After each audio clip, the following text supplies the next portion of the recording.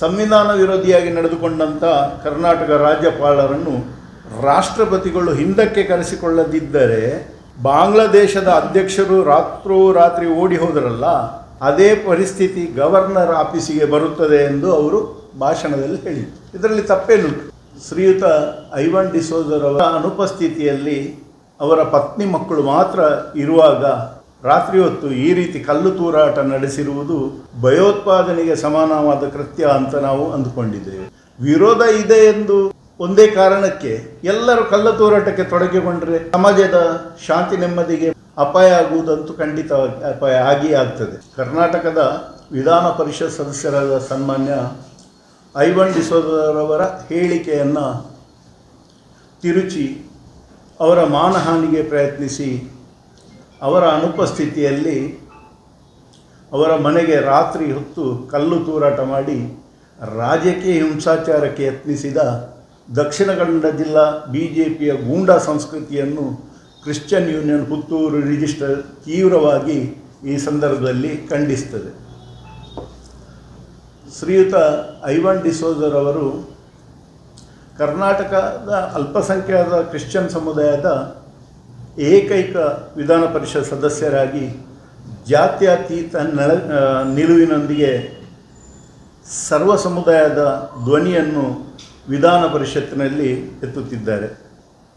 ಇಂಥ ಒಬ್ಬ ಜನಪ್ರತಿನಿಧಿಯನ್ನು ವಿನಾಕಾರಣ ನಿಂದಿಸಿ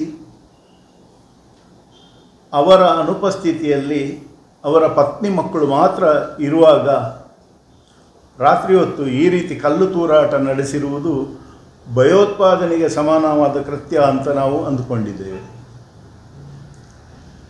19ನೇ ತಾರೀಕು ಮೊನ್ನೆ ಮಂಗಳೂರಿನಲ್ಲಿ KPCCಯ ನಿರ್ದೇಶನದಂತೆ ರಾಜ್ಯಪಾಲರ ಸಂವಿಧಾನ ವಿರೋಧಿ ನಡೆ ಅದನ್ನು ಖಂಡಿಸಿ ನಡೆದ ಪ್ರತಿಭಟನಾ ಸಭೆಯಲ್ಲಿ ಸಂವಿಧಾನ ವಿರೋಧಿಯಾಗಿ ನಡೆದುಕೊಂಡಂಥ ಕರ್ನಾಟಕ ರಾಜ್ಯಪಾಲರನ್ನು ರಾಷ್ಟ್ರಪತಿಗಳು ಹಿಂದಕ್ಕೆ ಕರೆಸಿಕೊಳ್ಳದಿದ್ದರೆ ಬಾಂಗ್ಲಾದೇಶದ ಅಧ್ಯಕ್ಷರು ರಾತ್ರೋರಾತ್ರಿ ಓಡಿ ಹೋದರಲ್ಲ, ಅದೇ ಪರಿಸ್ಥಿತಿ ಗವರ್ನರ್ ಆಫೀಸಿಗೆ ಬರುತ್ತದೆ ಎಂದು ಅವರು ಭಾಷಣದಲ್ಲಿ ಹೇಳಿದರು. ಇದರಲ್ಲಿ ತಪ್ಪೇನುಂಟು? ಸಂವಿಧಾನ ರಕ್ಷಣೆ ಮಾಡಬೇಕಾದ ರಾಜ್ಯಪಾಲರು ಸಂವಿಧಾನ ವಿರೋಧಿಯಾಗಿ ನಡೆದುಕೊಂಡ್ರೆ ಜನರ ಆಕ್ರೋಶವನ್ನು ಎದುರಿಸಬೇಕಾಗುತ್ತದೆ ಎಂದು ಇದರ ಅರ್ಥ. ಅವರು ಹೇಳಿದ ಅದನ್ನು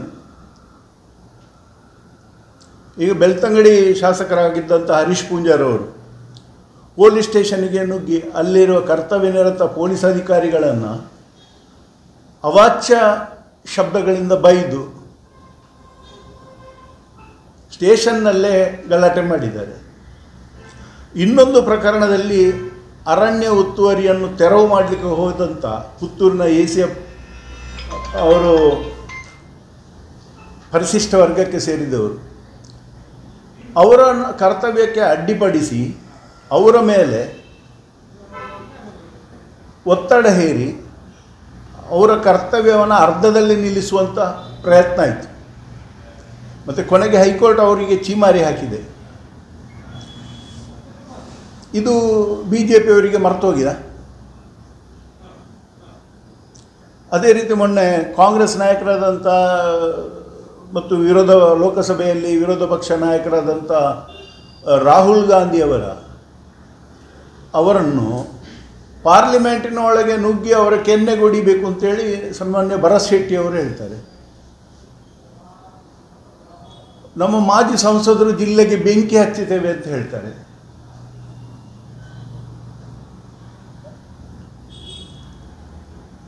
ಇಂಥ ಪಕ್ಷವನ್ನು ಪ್ರತಿನಿಧಿಸುವವರು, ಇಂಥ ನಾಯಕರು ಐವನ್ರವರ ಬಗ್ಗೆ ಮಾತಾಡಲಿಕ್ಕೆ ಇವರಿಗೆ ಏನು ನೈತಿಕತೆ ಉಂಟು? ಈಗ ಪ್ರಜಾಪ್ರಭುತ್ವದಲ್ಲಿ ಅಭಿಪ್ರಾಯ ಭೇದ ಅದು ಮಾತುಗಳಿಗೆ ಸೀಮಿತವಾಗಿರಬೇಕು ಹೊರತು ವ್ಯಕ್ತಿ ಅಥವಾ ಆಸ್ತಿಗೆ ಹಾನಿ ಮಾಡುವ ಮಟ್ಟಕ್ಕೆ ಅದು ಹೋಗಬಾರ್ದು. ಐವನ್ರವರ ಮನೆಗೆ ಕಲ್ಲು ತೂರಾಟ ಮಾಡುವ ಮಟ್ಟಕ್ಕೆ ಈ ವಿವಾದ ಹೋದದ್ದು ಅಕ್ಷಮ್ಯ ಅಪರಾಧ ಅಂತ ನಾವು ಅಂದುಕೊಂಡಿದ್ದೇವೆ. ಯಾವುದೇ ಒಂದು ರಾಜಕೀಯ ಟೀಕೆಗಳು ಮಾತಿನ ಮೂಲಕವೇ ಪ್ರತಿಕ್ರಿಯೆ ಕೊಡಬೇಕೇ ಹೊರತು ಕಲ್ಲು ತೂರಾಟ ಮಾಡುವುದಲ್ಲ. ವಿರೋಧ ಇದೆ ಎಂದು ಒಂದೇ ಕಾರಣಕ್ಕೆ ಎಲ್ಲರೂ ಕಲ್ಲು ತೂರಾಟಕ್ಕೆ ತೊಡಗಿಕೊಂಡ್ರೆ ಸಮಾಜದ ಶಾಂತಿ ನೆಮ್ಮದಿಗೆ ಅಪಾಯ ಆಗುವುದಂತೂ ಖಂಡಿತವಾಗಿ ಅಪಾಯ ಆಗಿಯೇ ಆಗ್ತದೆ. ಈಗ ನಮ್ಮ ಬೇಡಿಕೆ ಇಷ್ಟೇ, ಕಲ್ಲು ತೂರಾಟ ಮಾಡಿದ ಆರೋಪಿಗಳನ್ನು ಪೊಲೀಸರು ಪತ್ತೆ ಹಚ್ಚಬೇಕು. ಇದರ ಹಿಂದೆ ಯಾವ ಶಕ್ತಿ ಕೆಲಸ ಮಾಡಿದೆ, ಇದರ ಹಿಂದೆ ಯಾವ ದುಷ್ಟಶಕ್ತಿಗಳು ಯಾರು ಎಂಬುದನ್ನು ಸಾರ್ವಜನಿಕವಾಗಿ ತಿಳಿಸುವ ಒಂದು ಅವಶ್ಯಕತೆ ಇದೆ.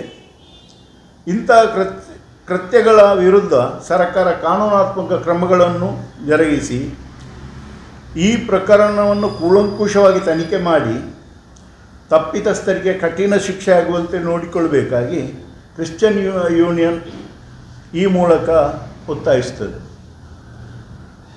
ಕೊನೆಗೆ ನಿಮಗೆಲ್ಲರಿಗೂ ಶ್ರೀಕೃಷ್ಣ ಜನ್ಮಾಷ್ಟಮಿಯ ಶುಭಾಶಯಗಳನ್ನು ಹೇಳ್ತಾ, ಶ್ರೀಕೃಷ್ಣನ ಒಂದು ಸಂದೇಶ ಇದೆ, ಕೆಟ್ಟವರ ಕೆಟ್ಟತನದಿಂದ ಅಲ್ಪ ಸ್ವಲ್ಪ ನಾಶವಾಗಬಹುದು, ಆದರೆ ಒಳ್ಳೆಯವರ ಮೌನ ಮಹಾವಿನಾಶಕ್ಕೆ ಕಾರಣ ಆಗ್ಬೋದು ಅಂತ ಹೇಳ್ತಾರೆ. ಹಾಗೆ ನಾವು ಮೌನ ವಹಿಸುವುದರ ಬದಲು ನಮ್ಮ ಧ್ವನಿಯನ್ನು ಎತ್ತಬೇಕು ಎಂಬುದೇ ನಮ್ಮ ಇಂಥ ಒಂದು ಸಂದರ್ಭದಲ್ಲಿ ಹೇಳಲಿಕ್ಕೆ ಇಚ್ಛೆಪಡ್ತೇನೆ.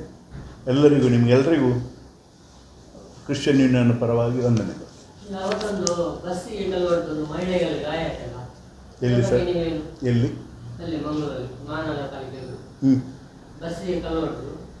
ಮೊನ್ನೆಯ ಅದು ನಾವು ನೋಡಿ, ನಾವು ಅದು ಕಾಂಗ್ರೆಸ್ ಪಾರ್ಟಿಯ ವಿಚಾರ ಆಗಿರ್ಬೋದು. ಇಲ್ಲಿ ನಾವು ಕ್ರಿಶ್ಚಿಯನ್ ಯೂನಿಯನ್ನಿಂದ ಬಂದು ಮಹಿಳೆಗೆ ಕಲ್ಲು ಹೊಡೆದಿದ್ರು, ಬಸ್ಸಿಗೆ ಕಲ್ಲು ಹೊಡೆದಿದ್ರು, ತಪ್ಪೇ. ಅದು ಯಾರು ಮಾಡಲಿ, ಯಾವ ಜಾತಿಯವನು ಮಾಡಲಿ, ತಪ್ಪೇ.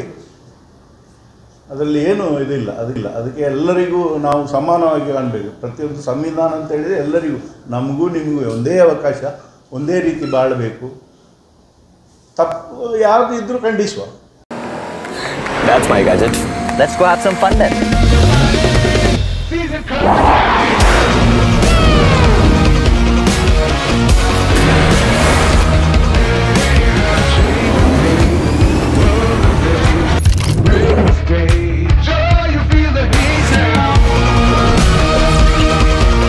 Introducing the hot and techy Brezza SCNG. Cool new SCNG tech for a cool new generation.